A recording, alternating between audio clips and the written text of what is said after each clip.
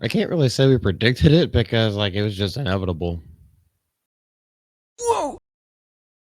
So one thing when we talked about the Mattel debacle that happened with some of the first figurines from the Wicked movie, Wicked, the Broadway play, talking about an alternate version of Wizard of Oz, and kind of like going back through the Wicked Witch of the West and the Good Witch, Glinda, what's her name, Elphaba or something like that.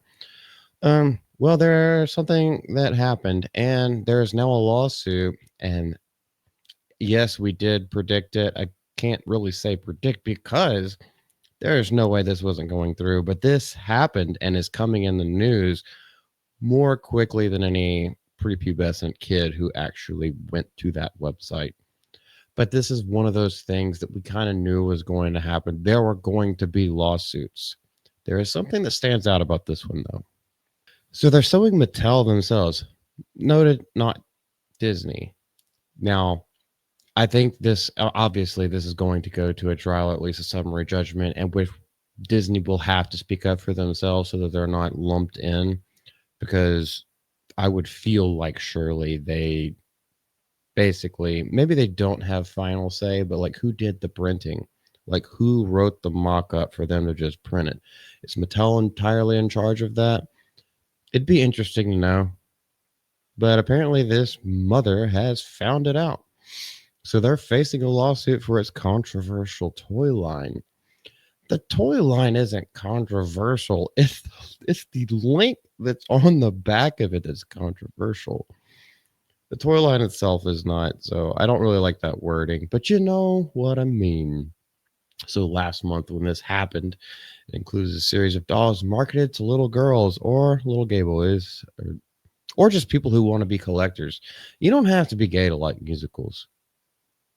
But I digress.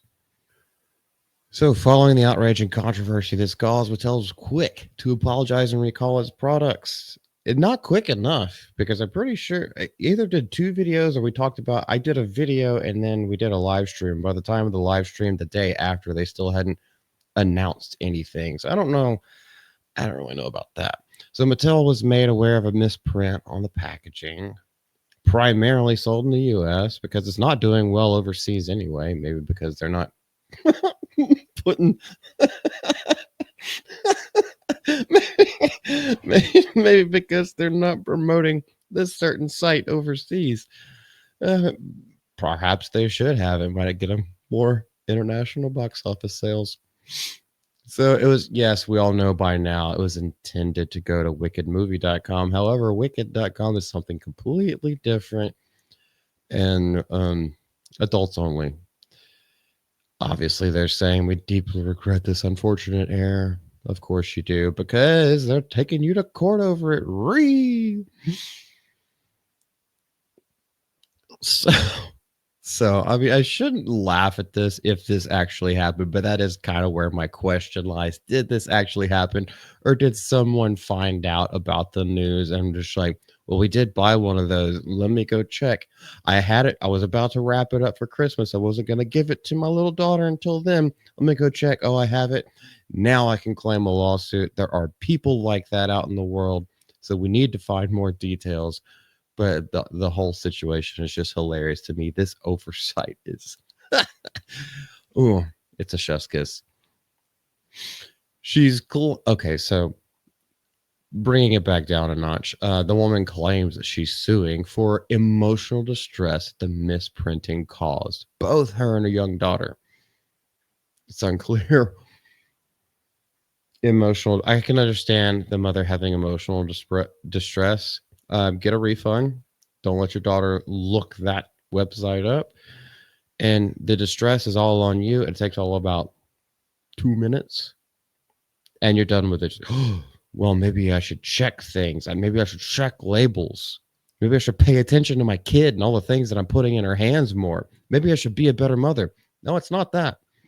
And I know I'm being a little bit, I'm being a little bit of a dick whenever I say stuff like that, but like suing for emotional distress when it's just something as simple as that kind of doesn't make sense to me. Now, if it was worst case scenario, which is what we talked about in the other video, where She gave it to the kid.